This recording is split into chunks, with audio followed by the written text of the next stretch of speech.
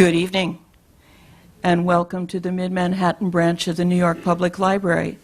Thank you for joining us this evening. Tonight's program is a talk based on the author's recent book, 1932, The Rise of Hitler and FDR, Two Tales of Politics, Betrayal, and Unlikely Destiny.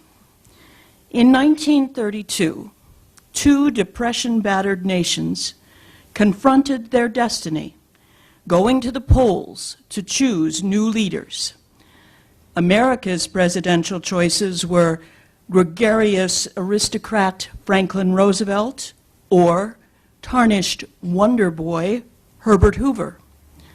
Weimar Germany suffered 2 rounds of bloody Reichstag elections and 2 presidential contests. Doddering reactionary Paul von Hindenburg against rising radical hate-monger Adolf Hitler. As unstoppable politics and economic forces advanced upon weakened, disoriented societies, a merciless worldwide Great Depression brought opportunity for a transformation, perhaps hopeful, perhaps deadly, through FDR's New Deal and Hitler's Third Reich. Destiny unrolled as it did, but reviewing history may reveal whether the outcomes of the two movements were inevitable. Now, before we begin tonight's program, I have the usual requests. Please silence your cell phones, pagers, and any other noisy devices that might interrupt the program. Secondly, please do not take any pictures or make any recordings this evening unless you have received prior permission from the New York Public Library Administration, and we thank you for your courtesy and consideration in that. Tonight's program is being filmed by C-SPAN, so would you please hold your questions until the end of the presentation. Our speaker tonight is David Pietrusza, author of several award-winning books, including 1920, The Year of 6 Presidents, Rothstein, The Lifetimes and Murder of the Criminal Genius Who Fixed the 1919 World Series, 1948, Harry Truman's Improbable Victory, and 1960, LBJ versus JFK versus Nixon, the epic campaign that forged 3 presidencies. He has appeared on Good Morning America, Morning Joe, The Voice of America, the History Channel, ESPN, NPR, and C-SPAN. So would you please welcome tonight's speaker, David Pietrusza.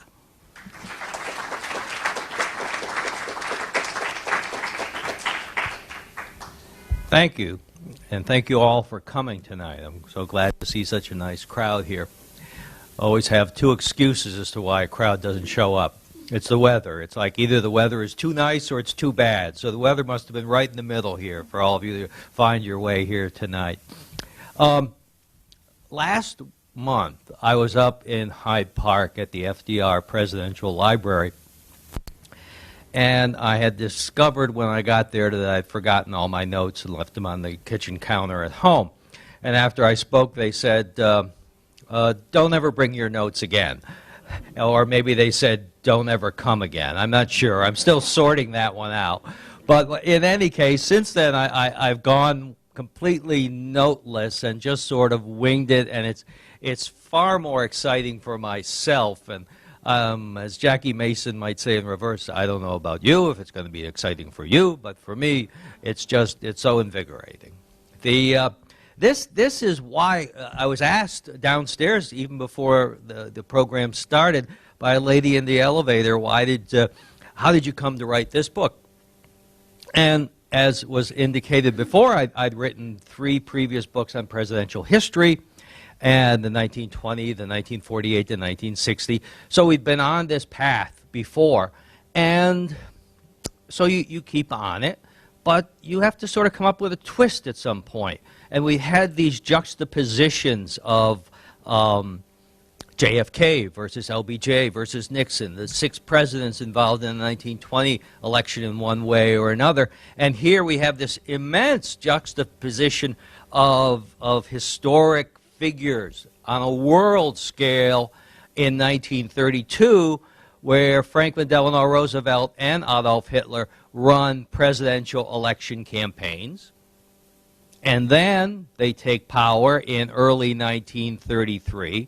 And of course they die. They die within a couple weeks of each other in early 1945. And in between there is this thing that unites them called World War II. So we have a certain synergy going on there. And we take a look at the parallels. And the subtitle of the book has some meaning. I think a lot of subtitles now are like the blank which changed everything forever. But here we deal with 3 things. We deal with politics, we deal with betrayal, and we deal with unlikely destiny. And we'll deal with unlikely destiny first here tonight. And Hitler, of course, is unlikely by any standard at all, aside from public policy, which we would certainly not want to see implemented in any way, shape, or form. But he's essentially a high school dropout. He is denied entrance twice to art school. Then he goes and essentially is living in a homeless shelter. At one point, he really is homeless on the streets of Vienna. Is a bohemian of sorts, an itinerant artist. Ends World War I in the mental ward of a military hospital, and exhibits so little. You know, think about it. There's like probably 1 million German casualties in World War I, and he rises all the way, shoots through the top rank of corporal. So where's his leadership potential at that point?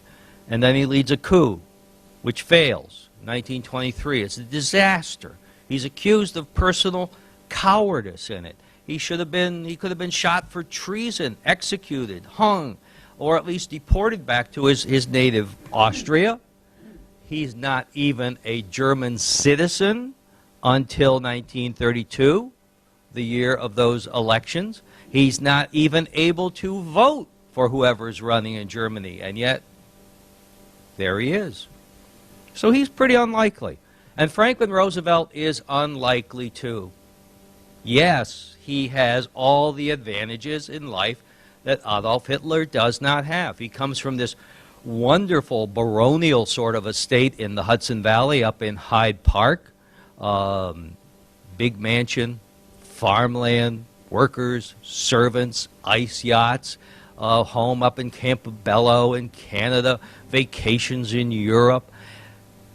So why is he unlikely? And he's Harvard educated, etc., etc., etc. And the cousin of a president, Theodore Roosevelt. But he's unlikely because people are not sure whether he has the right stuff. And I'm not just talking about Republicans doubting Franklin Roosevelt. People are wondering whether he's a lightweight, whether he has the intellectual capacity or the will to be president, to lead America in this time of great crisis, the Great Depression going on full bore in 1932. Walter Lippmann regards him as a fellow who, with no particular qualifications to be president, an amiable fellow, and no great reason to be president. Bernard Baruch, the financier and philosopher of the Democratic Party, calls him an amiable Boy Scout. Just some guy who's sort of like maybe a Thurston Howell III rising to the top in 1932. And he is also, you're not sure where he stands on the issues.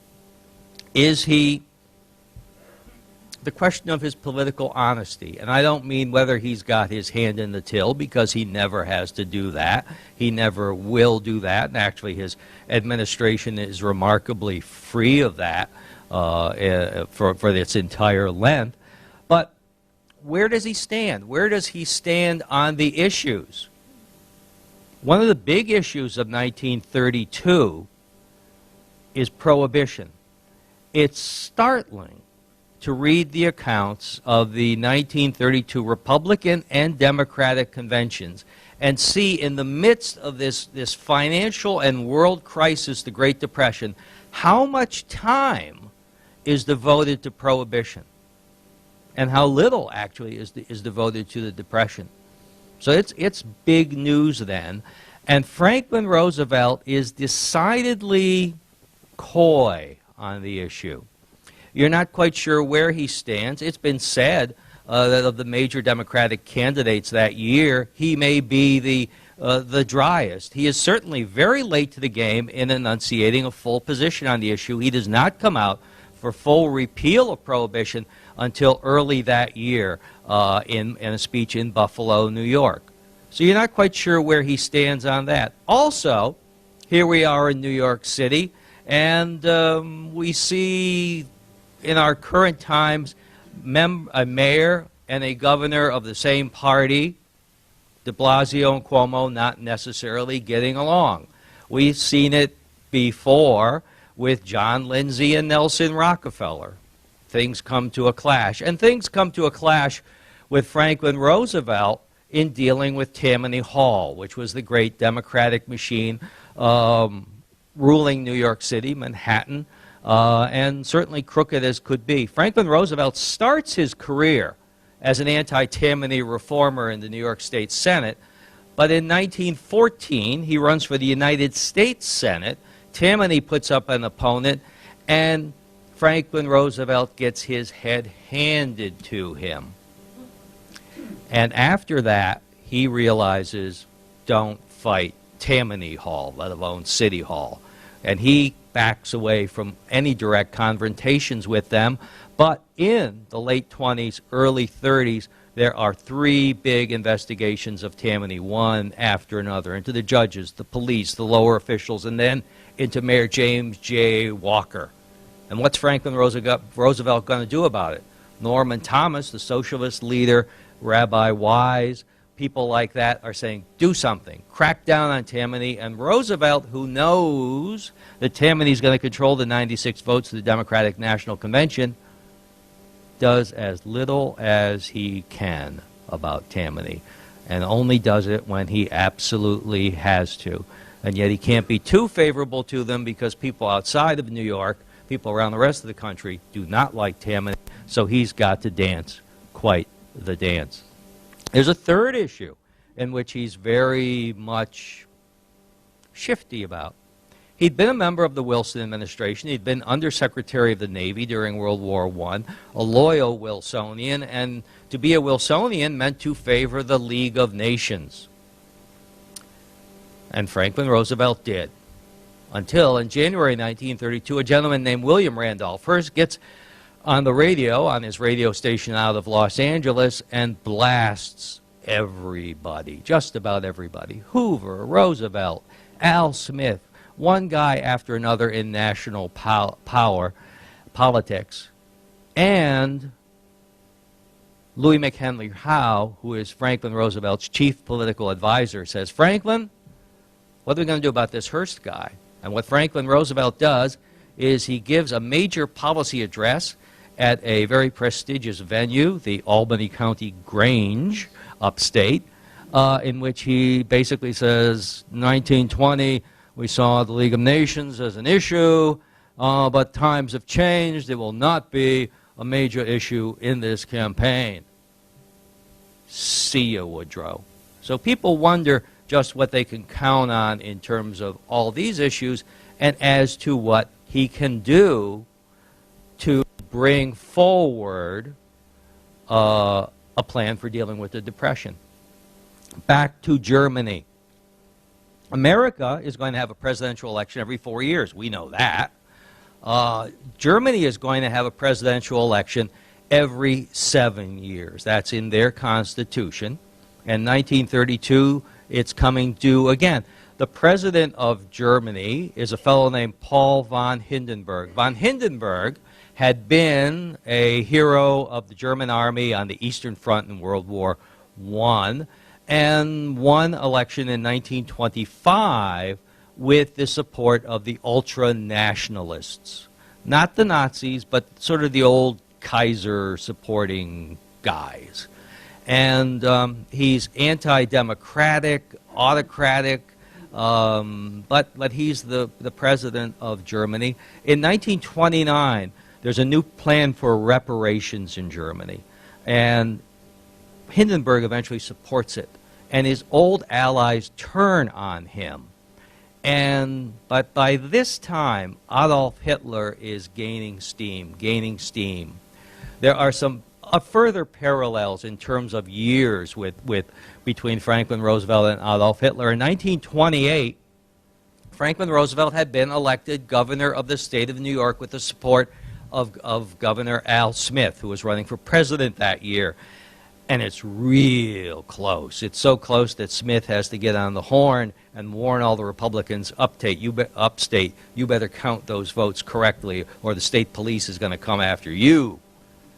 And it's that close, and Franklin Roosevelt is elected.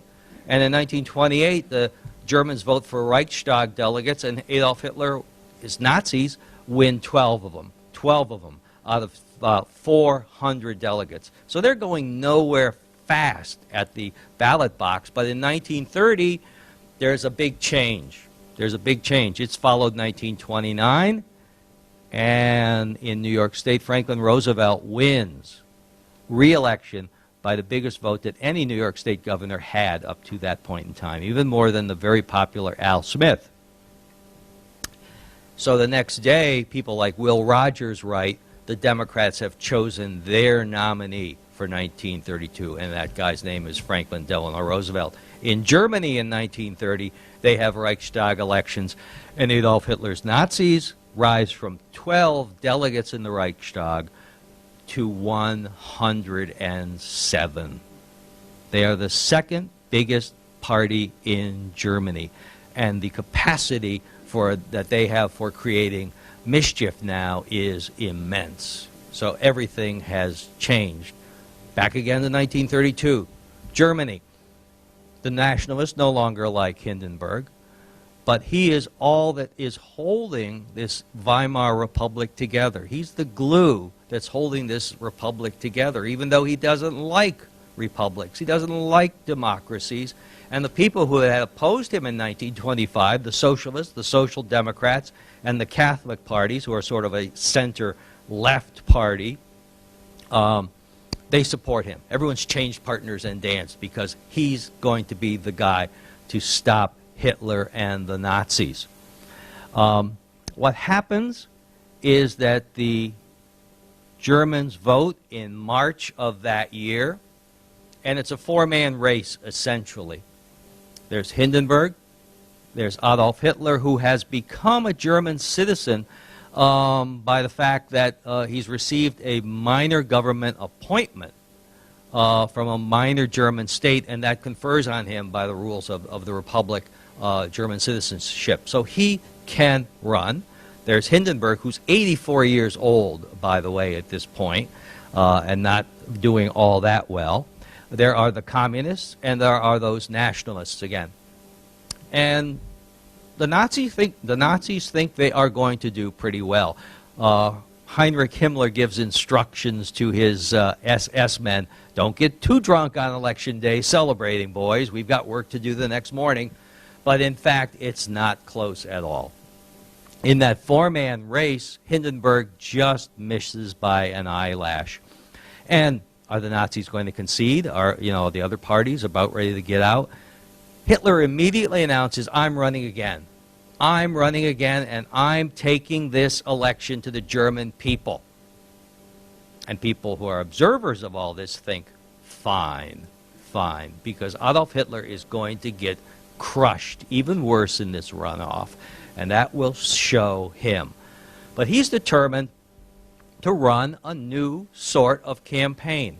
It's been said that the Nazis were a combination of the medieval and the super modern. And in this case, Hitler determines he's going to be the super modern. He's got only about 2 or 3 weeks to run this election campaign, and he can't run it. I mean, he can draw big crowds at mass rallies. You've all seen the newsreels. But how many can he do in a short period of time? Not too many. Can he go on the radio? Franklin Roosevelt is the great radio orator, as we know, of the 1930s, the fireside chats. German radio is state-run, state-sponsored at that time, and they are still smart enough to keep the Nazis off the air. And when they do put the Nazis on the air in 1932, the first 2 guys to go on are 2 of his henchmen, Gregor Strasser and Joseph Goebbels, not Hitler.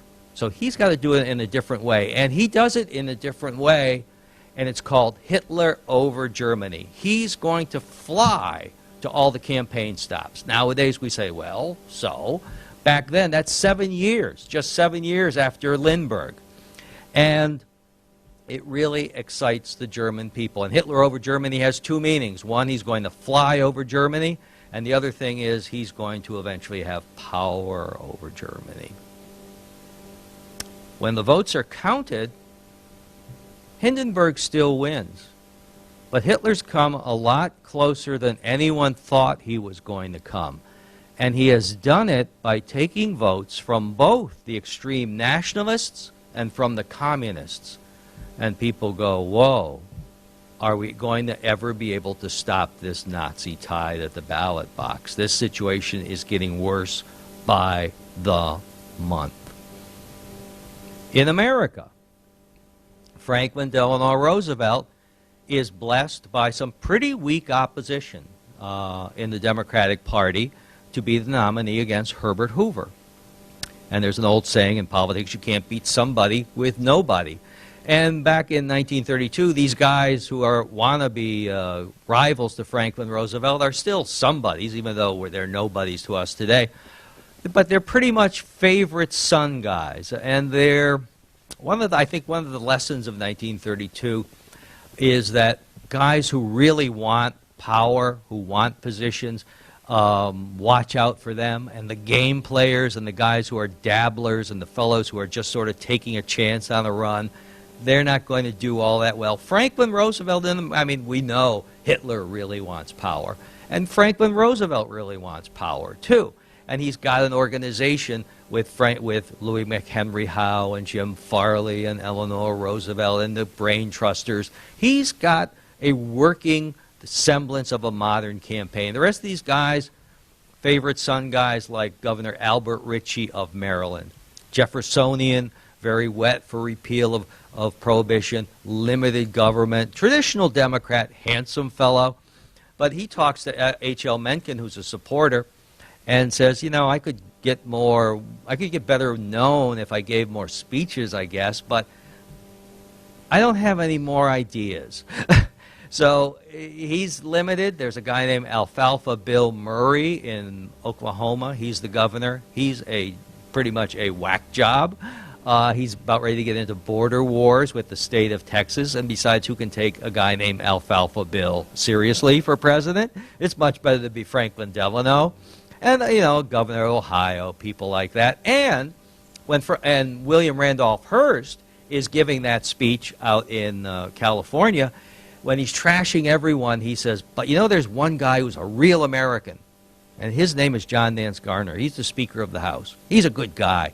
And Garner, who had never given any thought in his life to running for president, goes, fine, I'll give it a tumble. So he enters the race. And another guy entering that race is our old friend Alfred Emanuel Smith, who, when he got clobbered by Herbert Hoover in 1928, said, well, Franklin, don't worry about being governor. Because Smith thought, again, that Roosevelt would be a lightweight and that Smith could be the power behind the throne, the power behind the wheelchair in running the state of New York. Frank, you be governor, and when you want to go to Warm Springs and get healthy, Herbert Lehman will run the state. You're a lieutenant governor in your place, and I'll help out. and I'll take a room at the DeWitt Clinton Hotel in Albany, just down the street from the executive mansion. Anytime you need advice, I'll be there to give it. Franklin Roosevelt doesn't want it. He wants to be his own man.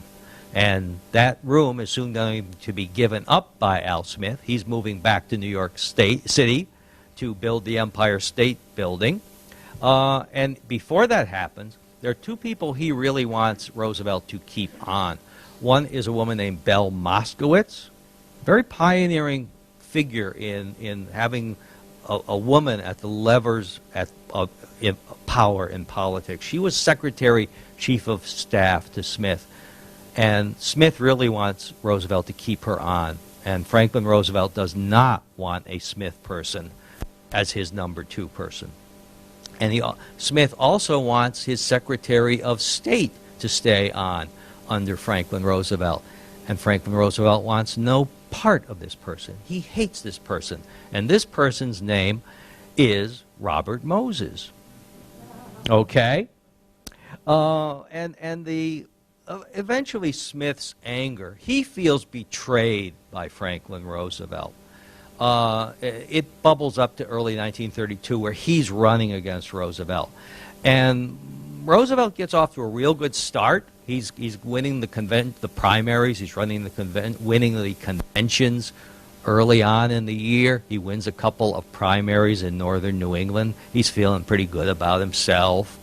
And people warn him, don't run in Massachusetts, though, because Massachusetts is just full of Irish Catholic Democrats, and they love Al Smith. And they don't love you yet. Actually, Roosevelt has tremendous problems in the Northeast with Democrats at this point.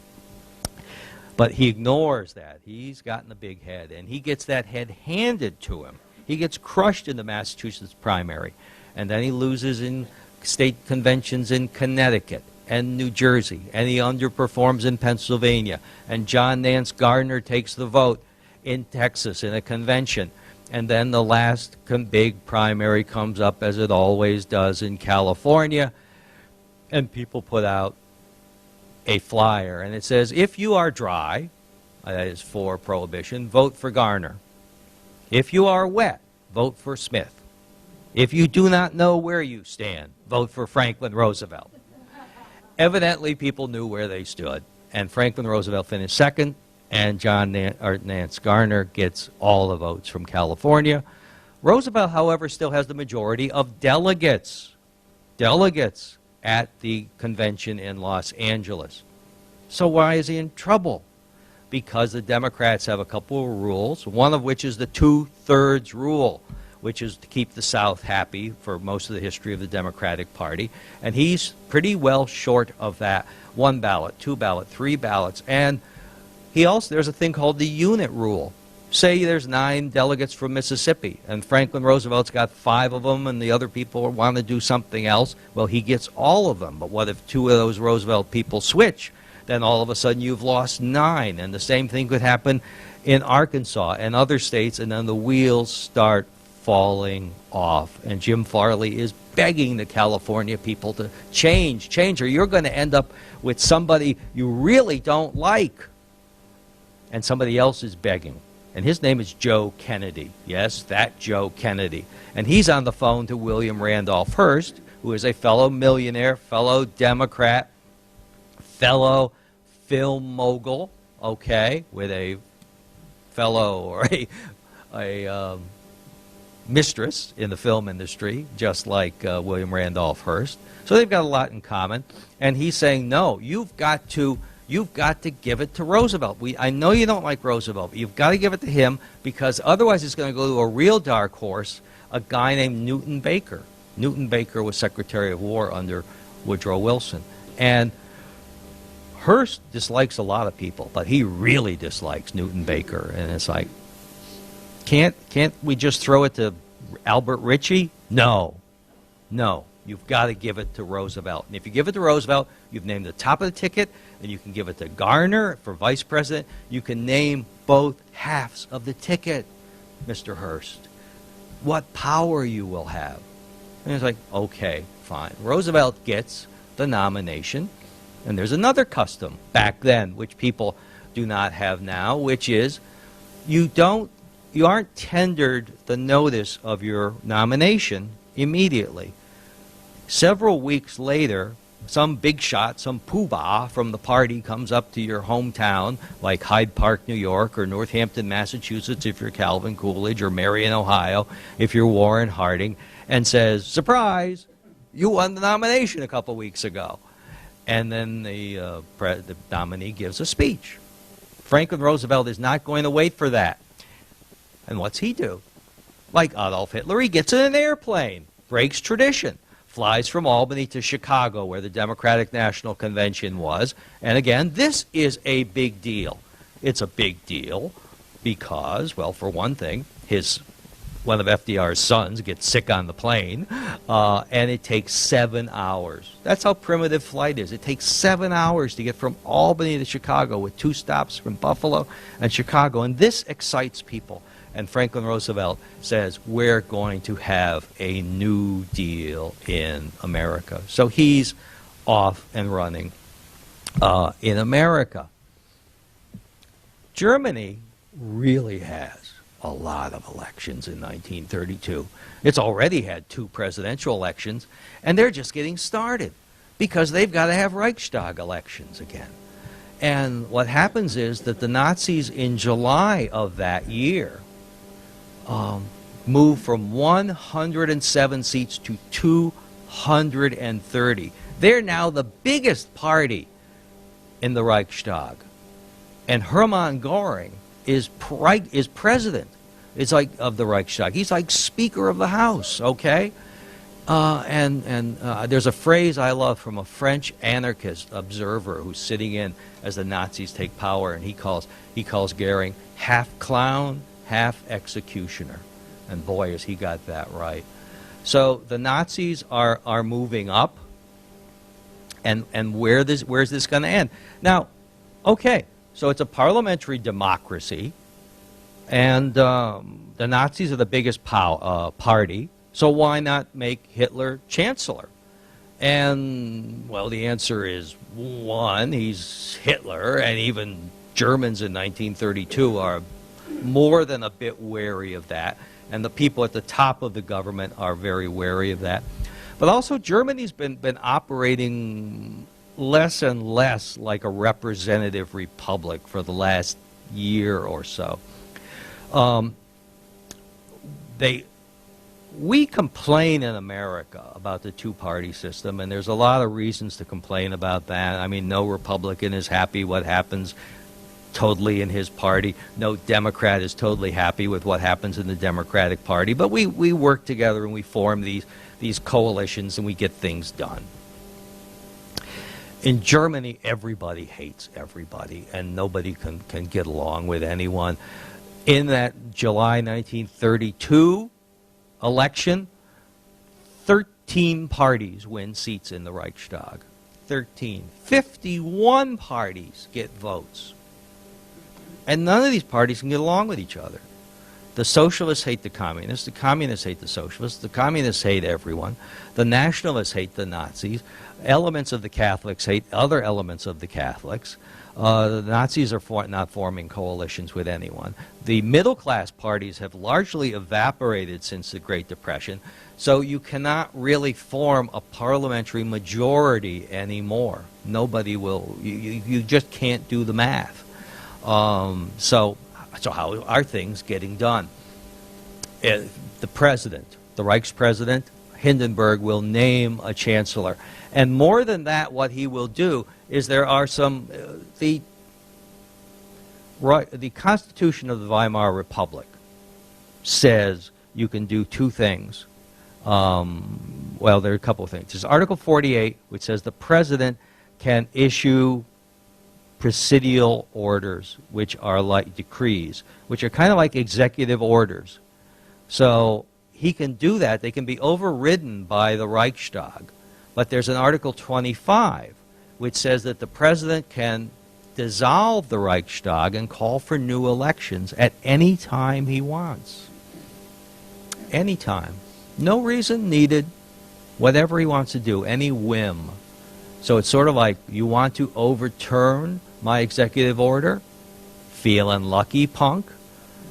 They're not. They're not at all. They just stay frozen in place. So essentially, you've got a presidential dictatorship going on, and they've had one chancellor after another. Back to America. One thing which is going to help Franklin Roosevelt nail it down is trouble in the streets. You get some riots going on against demonstrations against unemployment, often led by communists, like in Union Square, in Philadelphia, Cleveland. Then you get people protesting against foreclosures with the farms, and then you get the bonus march. You get tens of thousands of people coming into Washington demanding that their bonus for World War I service be accelerated, but Congress doesn't want to pass it. They go home, they adjourn, and the bonus marchers say, we might stay until 1945. And it's like, whoa, you're never going to go home? It's sort of like a really big Occupy Wall Street, because if you were downtown when that was going on, Zuccotti Park was really very small. But we're talking maybe 20,000 people not leaving Washington, and this was not something that people were used to. And they are occupying government buildings, which were about to be torn down to be built. New public office buildings were going to be built, creating jobs for people who were jobless in the Depression, and they won't leave. They tussle with the police. Two of them are shot dead by the police, and that is when Hoover calls in MacArthur and a young guy named George Patton. And the U.S. Army comes down Pennsylvania Avenue during rush hour with gas masks on and bayonets fixed and tanks rolling down the street, and eventually burns out the bonus marchers. For the first couple days, the press is not bad for Hoover, but then the optics of the shacks being burned out, of people who had served our country, veterans being thrown out at bayonet point, really comes in. And Hoover is basically cooked at that point. But this is nothing compared to what's going on in the streets of Germany, where the Hitler's brown shirts are battling the communists, are battling the police. There's socialist private armies, and their own paramilitary groups. And the violence picks up, and people are getting scared of it. There's a particularly violent incident in Silesia where a Polish communist coal miner is home one day, and the stormtrooper guys invade his home, determined to kill him, slash him with knives, beat him with pool cues, and do this all in front of his own mother. They're convicted very quickly of murder, 5 of them, but Hitler says, I will not turn my back on these fighters for freedom. And a lot of Germans go, whoa. Maybe this Hitler is not the guy to bring us together. Maybe he's not the guy for national unity. Maybe there's something wrong with him. And in November 1932, the Nazis lose 2 million votes for Reichstag elections. They're still the biggest party, but there's finally their rise is going down. And as the saying goes later on, maybe Hitler has missed the bus. Franklin Roosevelt gets elected in America. It's pretty easy against Herbert Hoover. In Germany, that betrayal thing going on, where there was a fellow named Kurt von Schleicher who had made and broke one chancellor after another. In late 32, he becomes chancellor. He doesn't want to become chancellor, but he prefers dealing in the shadows, because Schleicher in Germany means schemer, and that's him to the nth degree. But one of the guys he had dumped was a guy named Franz von Papen. And von Papen became great friends with Paul von Hindenburg. And von Papen has an idea. He's going to get his revenge against Schleicher, and he's going to do it by making Adolf Hitler Chancellor of Germany. Pretty risky stuff if you're not a Nazi, but von Papen says this isn't that risky, because remember, who's issuing all those decrees? Who's dissolving the Reichstag? Who's really got the power? not the chancellor. Notice I haven't mentioned a chancellor's name until this point. It's Hindenburg. So you can make Hitler the chancellor. He'd still answer to von Hindenburg. We would create a new office of vice chancellor, which would go to who? Oh, Franz von Papen, who would have the ear of von Hindenburg. And also, the Nazis would get only 2 of the 8 cabinet posts, and they're pretty minor posts. So, you've got Hitler boxed. What could go wrong, okay? As von Papen says, we've hired Hitler. He's working for us. We know the end of that story. Dictatorship is also in the air in America, believe it or not. Also working for MacArthur is a young officer named Dwight Eisenhower. Not exactly a firebrand, not exactly an extremist, Mr. Moderate, as history knows him as, a very, middle-of-the-road kind of guy. He confides to his diary in early 33, people call me Dictator Ike, because I think that's what's necessary in this country. There's a film made by Hearst called Gabriel Over the White House, which Franklin Roosevelt punches up the script for and then shows to Congress. What's noteworthy about it? It talks about a president of the United States becoming a dictator, essentially. And another studio puts out a film called Mussolini Speaks, narrated by Lowell Thomas, which is essentially an infomercial for Benito Mussolini. It's made for $100,000. It nets $1 million. You try making money on a film in 1932-33. Not easy. And people like Lippmann and Smith, people who had been violently opposed to Franklin Roosevelt, are even saying, you've got to take charge of this depression and rule by decree. To his credit, Franklin Roosevelt does not do that. He's a different guy than Adolf Hitler. The United States of America is a far different country than Germany. During the election campaign, an American journalist named Dorothy Thompson went to the hotel in Berlin to interview Adolf Hitler and was expecting a pretty with-it sort of guy, but she came away very unimpressed and wrote, little man, you'll never be Chancellor of Germany. No. But after Hitler takes power, she sees one of those big parades he has with everyone coming through the Brandenburg Arch with their torchlights lit and their arms out in the Nazi salute and the searchlights piercing the sky and the drums beating. And she says, wow, post-war Germany has ended. Pre-war Germany has begun. And so had pre-war America. And that's how I ended my book. Thank you all for listening.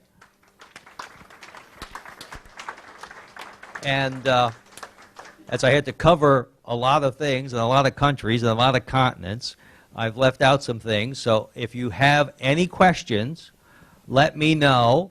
And the gentleman from C-SPAN will hand you the microphone, and we'll give it a shot. Thank you. Didn't Mussolini use the same term, brown shirts, as Hitler used? The question is, did Mussolini use the same term of brown shirts as Hitler did? And the answer is no, it's black shirts. And also, there's a there are a lot of shirts going around at that point in American history. There's a silver shirt movement going on in America, and these bonus marchers actually adopt sort of a khaki color. They become the khaki shirts, and the fascists in Spain are the blue shirts. Next question. One other question. The point about Marion Davis being Hearst's playmate. Yes. Joseph Kennedy mentioned. Did he have an affair like William Randolph Hearst with Jean Harlow? The question is about mistresses, and William Randolph Hearst has as Marion Davies as a mistress, and Joseph P. Kennedy has Gloria Swanson at that time. Question over there. Question over there. We're gonna move the questions around. You mentioned Gabriel over the White House. Yes. Where the president, Walter Houston, I think it was, Yes. acts like giving say Woodrow Wilson giving orders. This is how I want Right. peace done. And some people took it as a dictatorial. The following year, in '34, in kind of an answer to that, there was a movie, The President Vanishes, which also had a certain amount of dictatorial trickery in the way they defeat the others. But I wanted to know how popular was that, and what effect did it have, if any? The question is The question is a reference to Gabriel over the White House. How popular it was. What effect? The other picture. Well, the other picture, I'm not. That goes beyond the scope of my book. It's called The President Vanishes. Gabriel over the White House was quite popular, and there was also the film historian William Everson has spoken that there was a genre of what he called fascist films at this time, which were really vigilante films. Think of something even more Death Wish than Death Wish, where it wasn't just some guy offing thugs on the subway, but it would be like prosecutors lining people up against the wall. And that Gabriel over the White House has some really over-the-top scenes. My favorite is when the gangsters who want to maintain prohibition because it's in their interest roll up into the driveway of the White House and machine gun the joint like it was some speakeasy in Cicero, Illinois. I mean, just really crazy stuff. Yes, next question.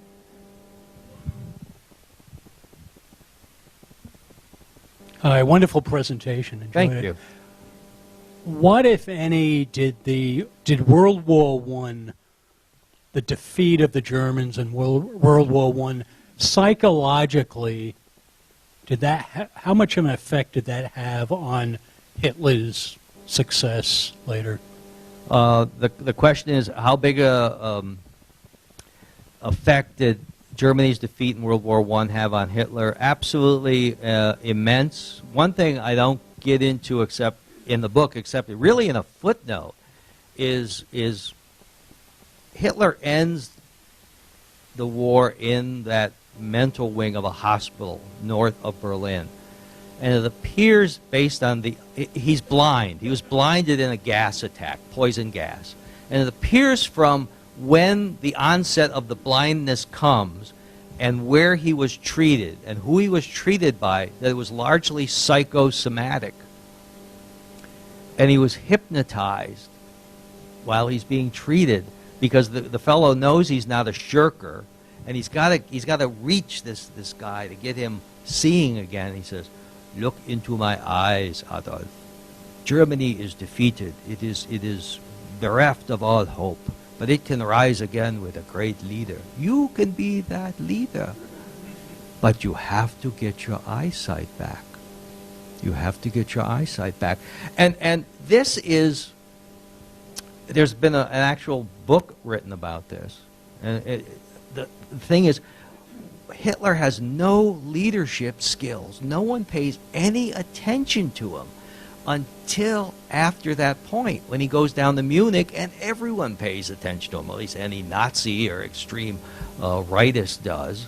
But before that, no one does. And some Nazis, high-ranking guys who served in the party later in the bureaucracy, when they're asked later, "Wow, was Hitler a leader during the war?" and they would just laugh.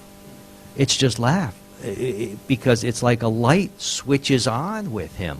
And no one is quite, there's no other explanation of how this guy goes from 0 to 60 in 1 second at that point in history. And of course it affects the entire German nation and just flips everybody out. And then when the Great Depression and the everything else, it's critical mass. Yes, ma'am. Yeah, yes. With the Holocaust, what was Hitler's basic problem with Jews? I mean, and besides, isn't isn't there a rumor that his grandmother or great-grandmother or something was 1/16 Yeah. Jewish? I mean, something? there's His real name was Schickelgerber. The question is, where does all the anti-Semitism come from in Hitler, and the questions of whether Hitler has Jewish ancestry, and it's hard to place exactly where the anti-Semitism start. Not many people who knew him early on are talking, and the results are contradictory. Did it start in his hometown, or did it start in Vienna, or does it start with when he's reading anti-Semitic publications there? He talks about, in Mein Kampf, if you can believe Mein Kampf, he talks about it seems to come out from his antipathy to the Social Democrats. He says that, oh, look, there's a Jewish name, there's a Jewish name, there's a Jewish name. But it's something that is in the air in Austria. Vienna also has a very high Jewish population, probably more than, maybe not in Russia, but it's like 7, 8, 9%, pretty high then.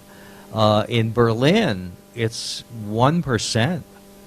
It's not very high. So that's probably part of it. His ancestry, Hans Frank, who was Hitler's personal lawyer and later became Governor General of occupied Poland, revealed at Nuremberg, or claimed at Nuremberg, that Hitler had ordered an investigation into his ancestry, and they had found some evidence of that. But the question is not whether Hitler was Jewish or not. Is the question, did he think he was Jewish?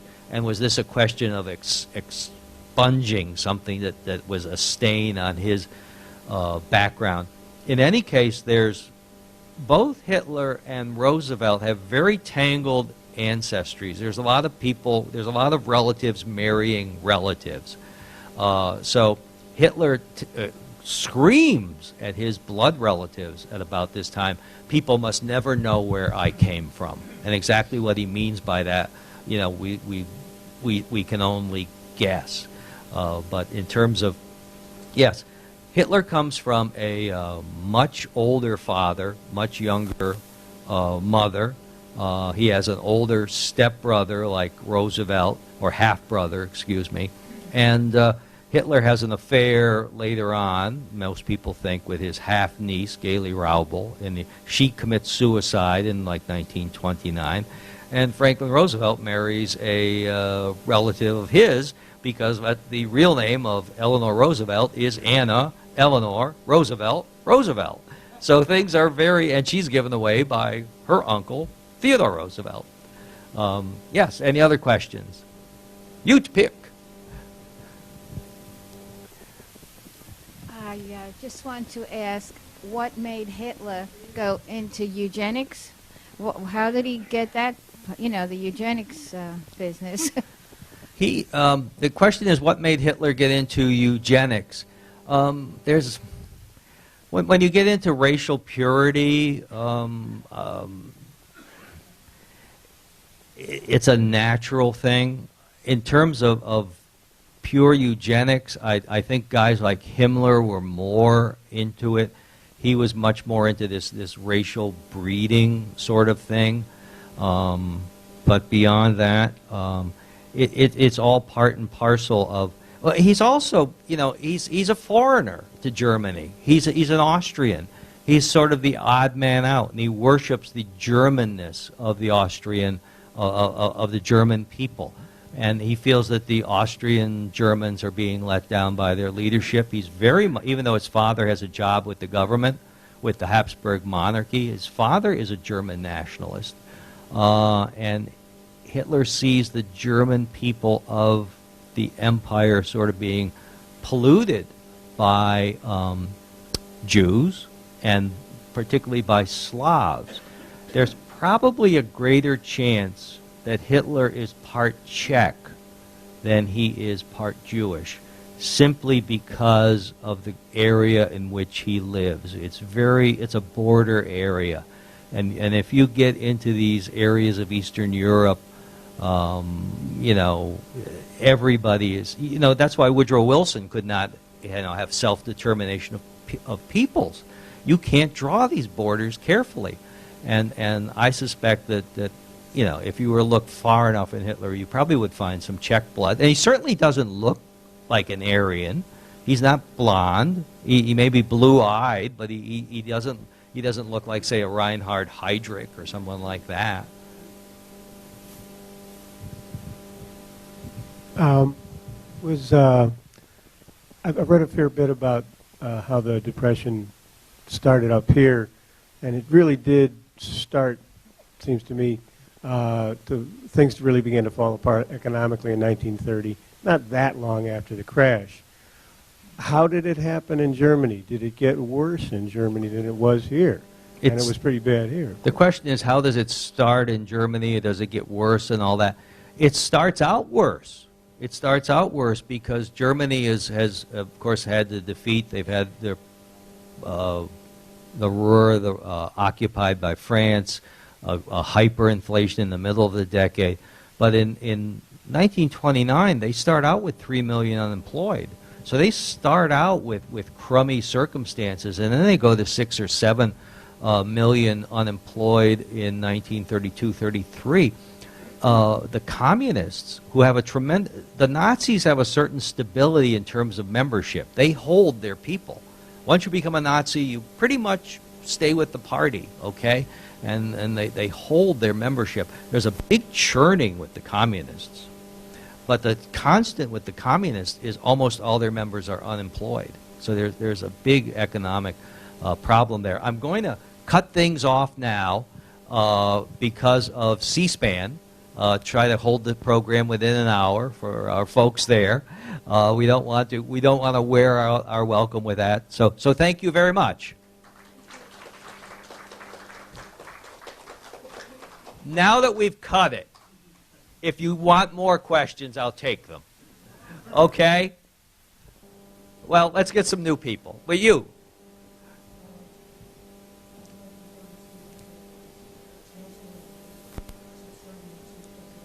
President Hindenburg. Yeah. What was it that enabled Hitler to rise from chancellor under the authority of president to Der Führer within a year? About 2 years.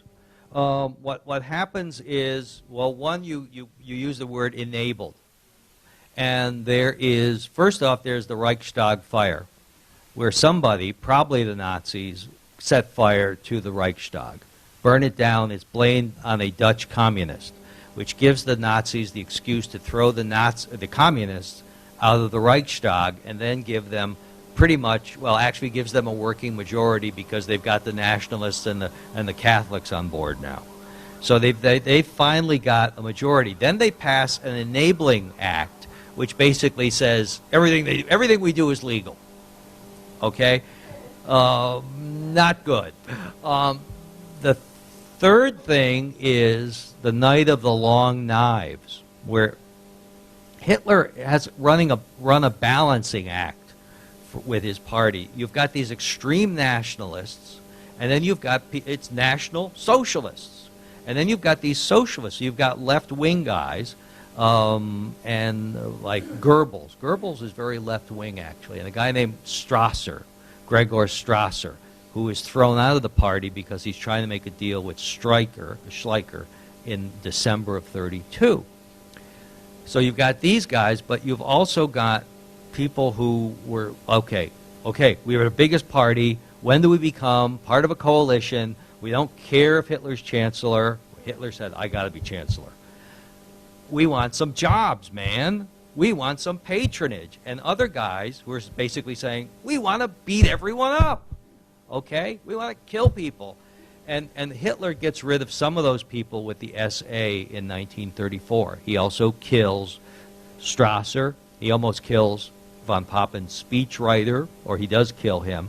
He kills Schleicher, and he kills a lot of people who knew him early on and may have known God knows what.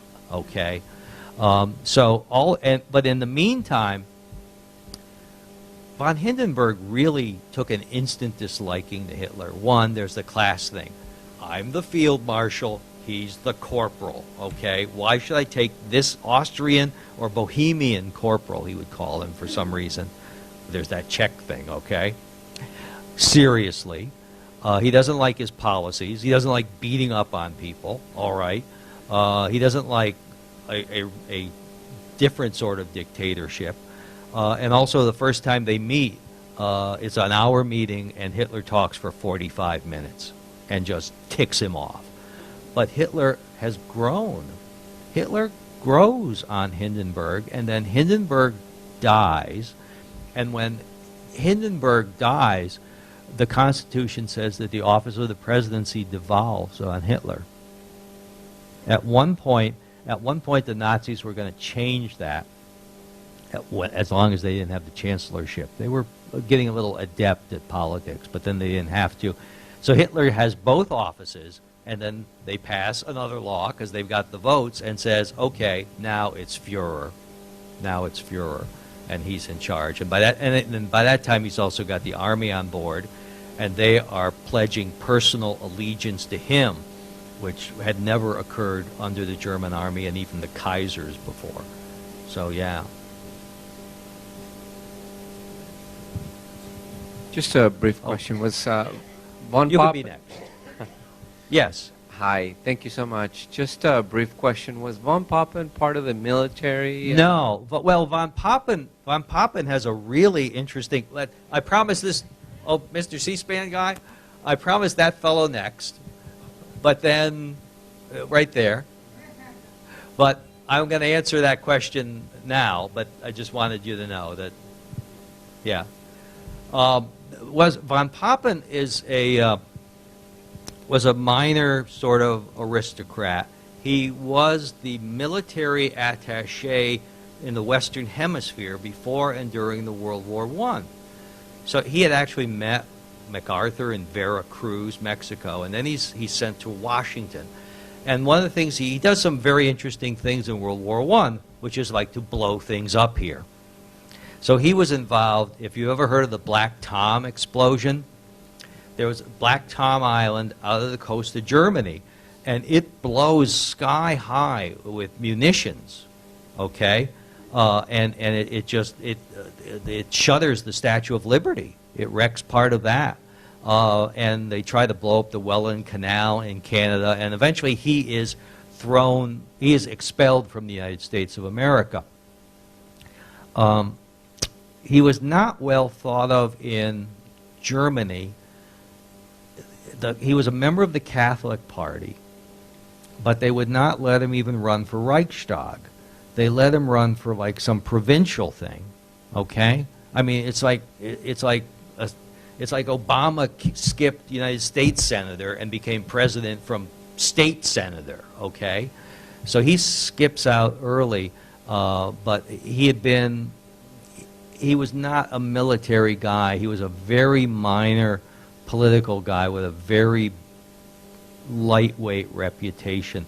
It's amazing that he survives. It's amazing he survived. Oh, there's an arrest warrant out in Canada for him when he's made Chancellor of Germany. And in America, they say, the State Department said, this is incredible that they made this guy Chancellor, because if he was sent to America as ambassador, we would refuse him entrance into the country. Okay? But he gives a speech when Hitler is starting to accumulate power, and von Papen is still Vice Chancellor. He gives a speech at Marburg, really tearing the Nazis a new one, okay? I mean, really telling it like it is.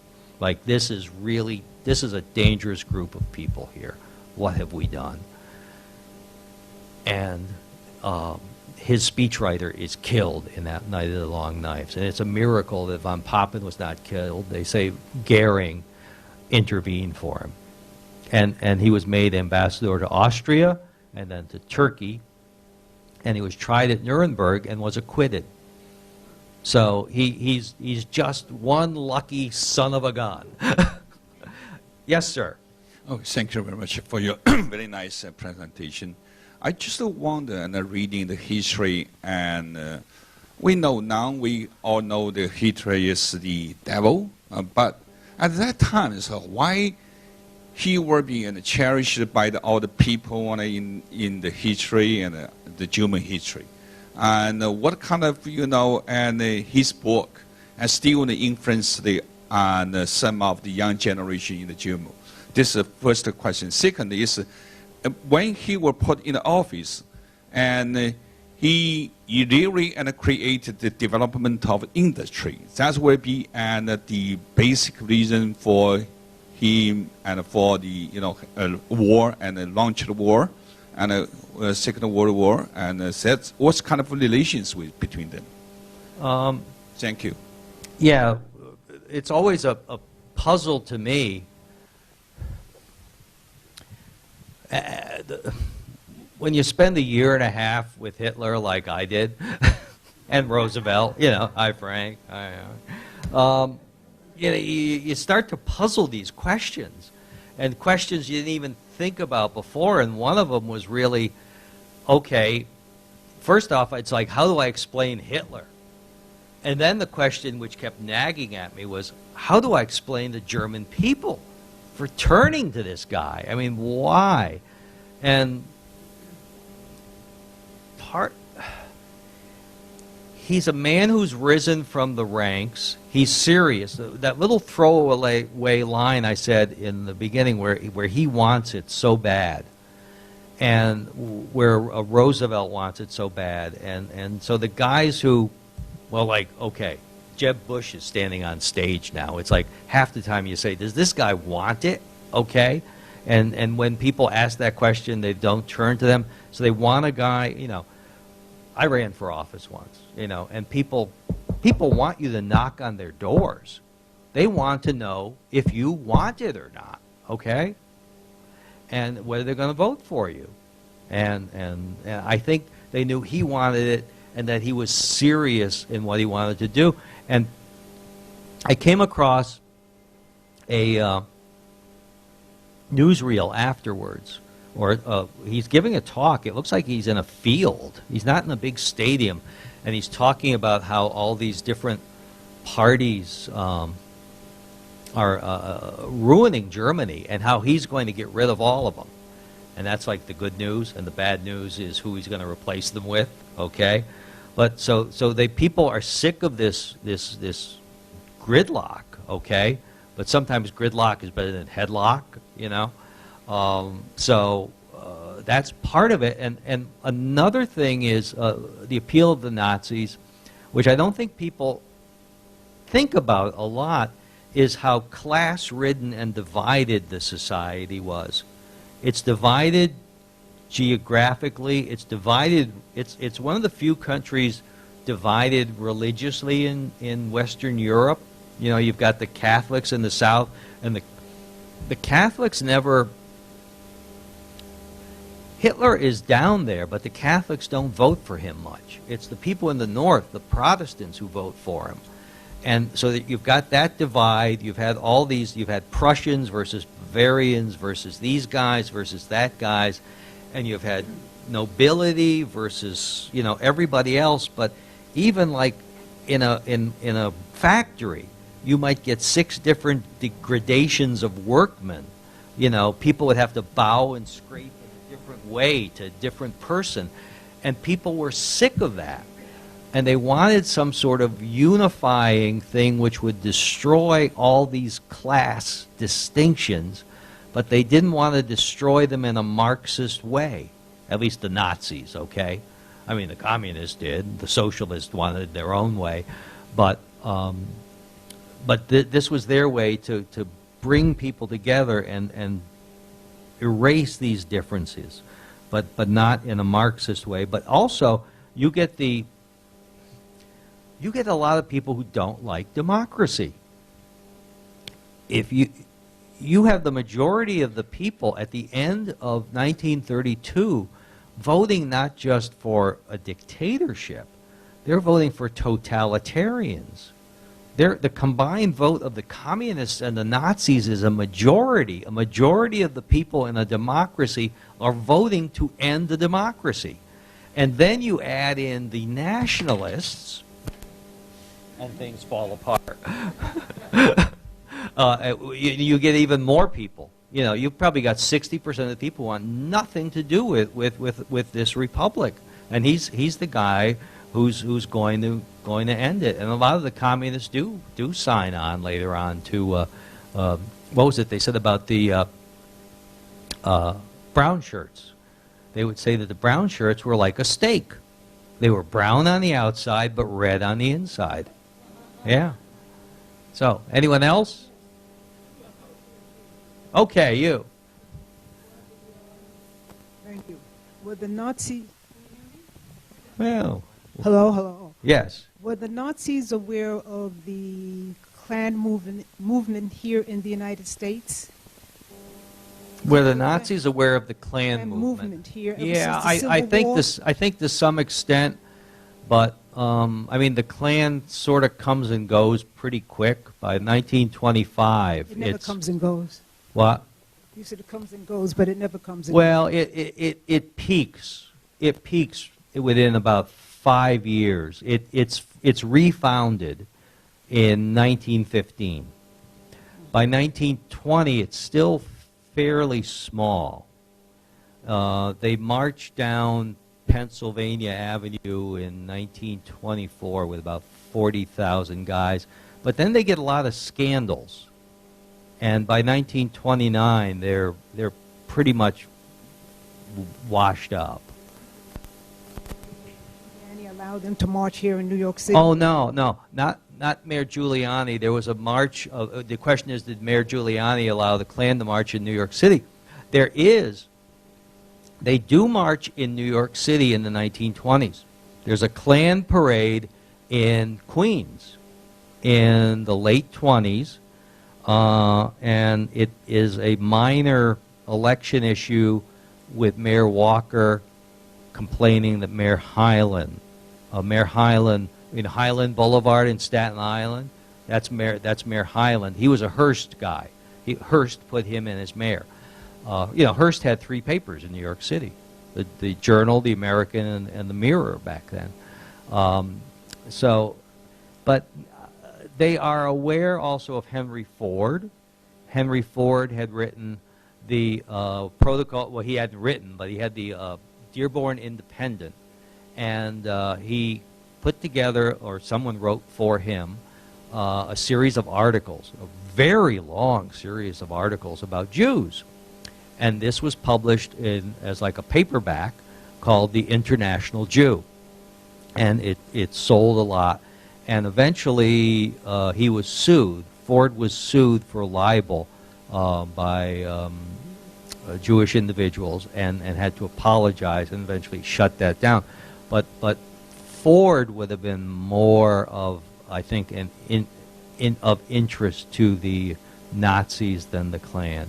And the Klan is, compared to what the Nazis had going, was kind of, small potatoes, really. Yeah, well, no.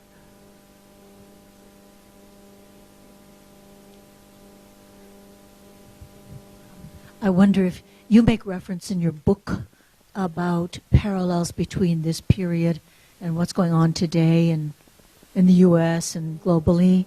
Or would you? I try to steer clear of that. Uh-huh. One of the things that people ask me, well, acquisition editors will ask you, well, what's the theme of your book? And I try to stay clear of themes, because if you do that, you're going to, you're going to try and fit all your facts into reinforcing that. And I'd rather just let things sort of flow the way they do, and if people see parallels, I mean there are parallels between executive orders, and be careful. You may like the guy who's doing the executive orders today, but maybe there'll be somebody else tomorrow and you'll like them less, or maybe you won't like either. But that's that's a possibility. So in your writing, you report and we decide. I hope so. And actually, a lot of people, when they comment on my books, will say he really plays it straight, and I'm very honored when people say that. I do know there was one reviewer on Amazon, and Amazon reviewers can sometimes be like, wow, and this guy writes, what the author was really in the tank for this one guy, okay? I won't say which the guy was, and it's like,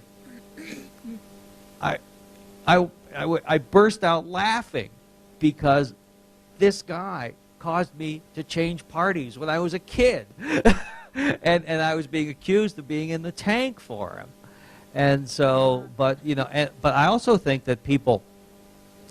Sometimes it can be a litmus test.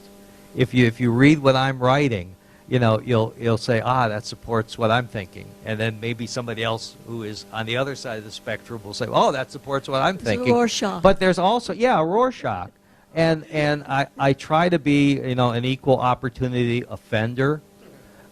Somebody was just reading. Someone called me and said. He's reading the book. He's really enjoying it. Okay, he says, wow, I never had much of an opinion of Hoover, but he looks really terrible in your book. Okay? So, so Hoover gets, when Hoover's wrong, he gets it. When FDR is shifty, he gets it. Okay? I try to call him as I see it. One person who I found, this was interesting. It was like, so I've done 4 of these presidential yearbooks. And somebody shows up in a significant role in all 4. It's like, that's a long period. That's 40 years, and you're at the top. Who is that person? It's Eleanor Roosevelt. Eleanor, of course, is married to FDR in 1920 when he's running for vice president. In 48, she's just become the ex-first lady, and she is not wild about Harry, and her 2 sons really don't like him, and Harry tells one of them off in Los Angeles to his face, and in 1960 she's not too crazy about Jack Kennedy either. I mean, Kennedy will grow on her, but up to that point she's for Stephen. She loves Adlai madly, remember that? But in 1920, I think she comes off fairly well in all of those 3 books, but in 1928, I was surprised that she did not. She was acting very strangely, and she was very conflicted about Franklin's run for the presidency and the betrayal part of the book. She still feels betrayed by Franklin's affair with her social secretary in 1970. She's emotionally very damaged goods. And of course, even before her marriage to Franklin, she comes from a really kind of gothic childhood. She's the real poor little rich girl, where her father was an alcoholic, and her mother was beautiful. Eleanor's mother was beautiful. And I think her beauty was sort of a reproach to Eleanor. Okay? And her father was an absentee, a drug addict, a drunk. And he dies falling out of the window of his mistress's house uptown, okay? And who does she love? The father. Who does she love? The father, but not the mother. And then she's sent away to Europe. First she's with her parents her grandparents in Tivoli, and her grandmother is like, Eleanor, you can't read, can you? This is when she's 9. Her education had been so bad. It's amazing that she catches up very quickly in school in Europe. But she's hurt by that. She's hurt by Franklin, and she's not crazy at all about him becoming president. In 1928, when he's elected governor, she says to the New York Post, yes, that New York Post, but it's a different New York Post. It's not that New York Post, but it is the New York Post. And she says, what do I care? What do I care if Franklin has been elected governor? So what? If not with Al Smith being defeated, I don't care. So I get to live in the executive mansion. Now, maybe people get misquoted by the New York Post. But if she did, she wrote the same damn thing in a private letter to Eleanor Morgenthau 2 weeks later. And her actions in 1932 are, she's not part of the campaign. She's missing at very key points, read the book, and even threatening to run off.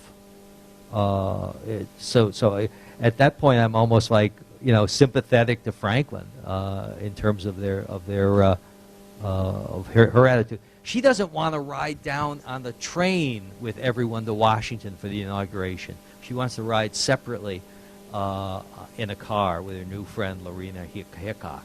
And finally Franklin goes, "No, you're riding on the train. This is the inauguration." And she goes off to kind of mourn just before the inauguration, where she used to sit in a funk at Rock Creek Park in front of the Statue of Grief, because that's where she went when she found out about the affair of Franklin and her social secretary, Lucy Mercer Rutherford. So she's very damaged goods and acting very not with it in 32. She barely shows up to vote election day. Okay? She goes back to teach school the night before with Lorena Hickok in the car. It's icy and Franklin's worried, but she's got to go, election day. She's got to teach some lousy course on the Upper East Side. Franklin votes in the morning with, I think his secretary, which is another story. And she doesn't, and they're waiting and waiting.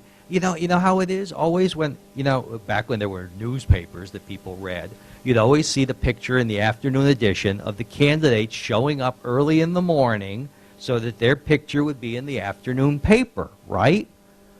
So they always vote early. They have to wait until she gets back at noon for them to vote. And then when they get back to New York City, to the townhouse, she goes off and sees her friends in Greenwich Village and barely shows up again. I mean, this is not what I would call supportive.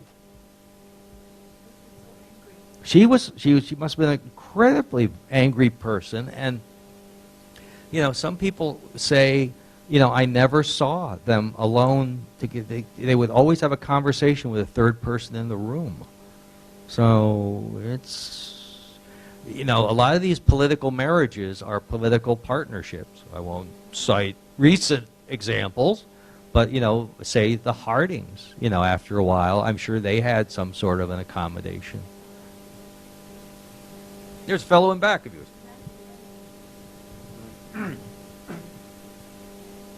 I heard that the reason that Hitler didn't get the majority of the popular vote was he won because the liberal vote was divided up between a lot of parties.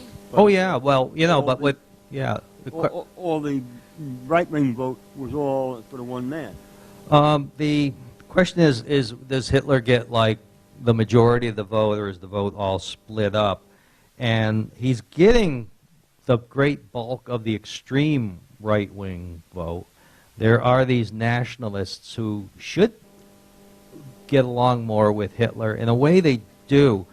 In 1929, when there's this new reparations program being thought up, and the nationalists turn on Hindenburg, they have a big referendum. And they're kind of stodgy, old Kaiser-type monarchy guys, and they need some muscle on the street. So they recruit the Nazis, but they break very quickly, and they do not reproach until early 33. There's really bad blood between them, but Hitler does get a hell of a lot more votes than they do. But even so, it's 37%. But when you've got 30, it's like Trump, okay? What's Trump getting? 30%? Well, when you've got 14 other guys, 30% is a tremendous vote against one other guy, it's terrible. But, 37% when you've got literally 50 other parties is mind-boggling. But he does not get, he doesn't get really a majority until everything is completely rigged. And the fact that they have to rig it tells you he wasn't too sure he'd get a majority. Oh, what? Did we get to you, Everett? Man in the blue shirt? We're talking about all these shirt people. Did Franz von Papen, did he ever join the Nazi Party? And what were the? I don't think von Papen did join the Nazi Party. There were guys who very high up who came from the respectable guys who signed on, like him and Hjalmar Schacht. Schacht was named Hjalmar Horace Greeley Schacht because his middle names come from the fact that he had some American background, and Hjalmar because he was part Danish. He was the financial wizard. So there's a question somewhere around here of how Hitler got things going after taking power. And they come out of the Depression very quickly, and Schacht is really a guy who puts things together for Hitler economically. But eventually he ends up in like 1944 in a concentration camp. He's not killed, and he's acquitted at Nuremberg, too. He never joins the Nazi Party. Von Papen is really too Catholic to be a full-fledged Nazi, but he's a game player and a manipulator in his own right. But he's more of an old-line continental conservative, really, than a Nazi. And what were von Papen and von Schacht charged with at Nuremberg? I'm not sure if they were charged. There were 4 counts, and I don't know if they were charged with. There was waging aggressive war, crimes against humanity, and a couple others. Waging aggressive war might have been, the catch-all for all of them. And von Papen certainly could have been charged with that because he was, except it wasn't a war. It sort of wasn't a war. He was in charge with taking over Austria. He was the ambassador to Austria when the Nazis march in. Hitler sent him to Austria, one, to sort of get him out of the way, but also because he was like the token Catholic guy, as opposed to the anti-clerical guys like Bormann and stuff like that. You could send him to Austria, and they wouldn't get too nervous. So it's probably something like that. But that's getting ahead of the scope of my book.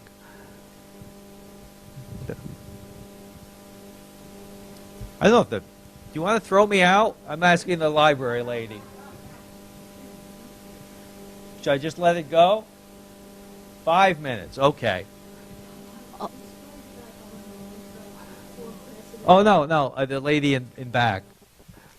That gentleman raised that question, say why Hitler was so popular at that time. I think it's the history repeats this all the time. Mao was very popular. He was supported massively by the people. Otherwise, he could not rule the country for 30 years and kill so many intellectuals and people. I find a lot of politicians, they are not many of them have the spirit of service, the ability of service, and also the integrity. They just use like a kind of psychopath traits to play emotional games to get votes, and they are very charismatic, and they are good talker, but they are not accountable for what they said or promised. So they get voted, and then a few decades, 20, 30 years were going by just by this voted leader. Right. So well, yeah, and one thing I hadn't really touched on in the talk is the power of propaganda, which can work for any movement or spectrum of thought, and certainly works for Hitler. And when Hitler's not talking about Jews or syphilis or strange things like that in Mein Kampf, he's talking a lot about propaganda. He gave it a lot of thought very early on He designs the uniforms and the standards and the flags, and really thinks about it a lot. That big lie thing and all that. And one of his smarter, although certainly most evil, disciples is Goebbels. So they leave nothing to chance in that regard, and until everything goes to hell for everybody, it works pretty well for them. Well, thank you all for your interest, and I have some books there. It's normally $35. If you're interested, we can let them go for $30, and I'll be happy to autograph them and before we totally get thrown out of the building. Bye-bye.